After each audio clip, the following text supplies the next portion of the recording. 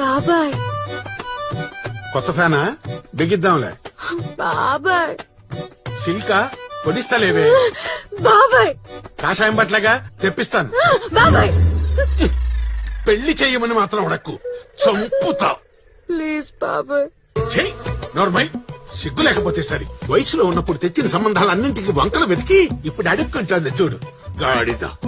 అవును అన్న తప్పట్లో అదే నీ గోల్డెన్ 20s లో సంబంధం రిజెక్ట్ చేసిన ప్రతిసారి ఏదో ఒక డైలాగ్ చెప్పేదానివి.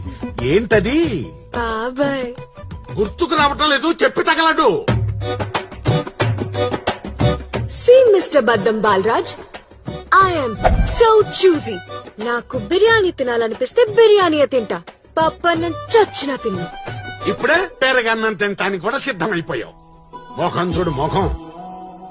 ఈసారి మీరు చెప్పిన వాడిని చేసుకుంటా. ఏదో కొంచెం మింగినట్టున్నావు, పూర్తిగా కక్కు. ఎవరైనా పర్వాలేదు, ఆ, 2 ఆబ్లిగేషన్స్.